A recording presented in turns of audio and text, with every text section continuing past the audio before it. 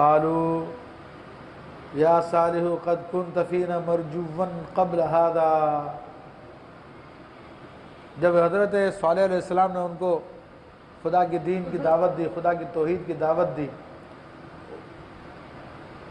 اس کے خالق ہونے کا بتایا، تو اب ان کی قوم کے لوگ کہنے لگے، وہ بولے اے صالح اس سے پہلے تو تم ہم میں ہونہار معلوم ہوتے تھے، یعنی تم ہماری امیدوں کا مرکز تھے، ہم نے تم سے بڑی امیدیں لگائی ہوئی تھی۔ بات یہ کہ سیدنا صالح علیہ السلام بہت ہی بہادر، کریم النفس، خوش اخلاق تھے اور جوان تھے، اور جب جوان میں یہ باتیں پائی جاتی ہے تو ہر شخص اس کی تعریف کرتا ہے کہ یہ نیک و صالح ہے اور مستقبل میں یہ بڑے کام کرے گا۔ ابھی اتنی عمر کے اندر یہ کہ ماشاءاللہ یہ انداز ہے تو بڑے ہو کر اس کی کیا شان ہوگی۔ تو آپ اپنی قوم کی امیدوں کا مرکز تھے۔ اب جب کوئی حق کا دعویٰ کرتا ہے، حق کی طرف لوگوں کو بلاتا ہے، حق بات کرتا ہے تو لوگ اس کا ساتھ چھوڑ دیتے ہیں۔ اب یہ حق کی نشانی ہے۔ یہ اب اس بات کی قربانی دینا بہت بڑی بات ہے۔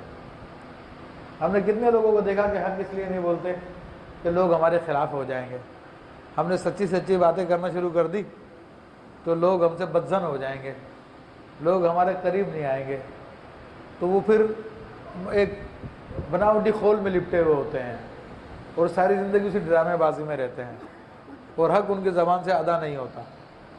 وہ سمجھتے کہ ہم دین کا بہت کام کر رہے ہیں، مگر اللہ کے نبیوں کی شان نہیں ہے۔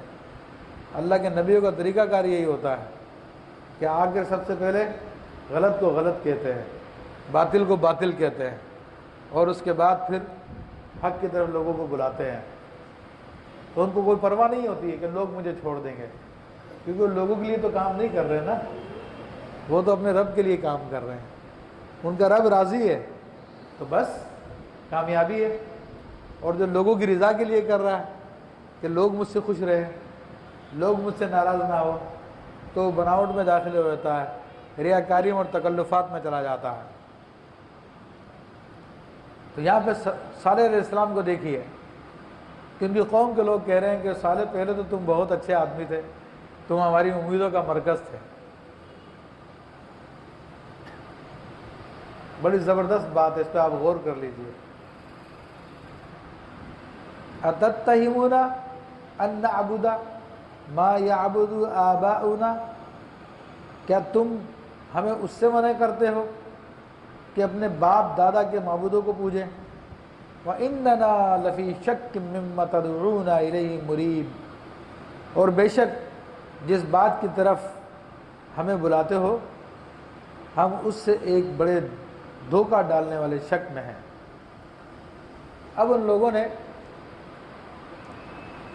سیدنا صالح علیہ السلام کی دعوت کے بارے میں تبصرہ کیا، جو آپ دین کی طرف بلا رہے تھے، تو پہلی دلیل تو یہ دی تھی کہ یہ تو ہمارے باپ دادا کا دین تھا جی، اپنے باپ دادا کا دین ہم کیسے چھوڑ سکتے ہیں۔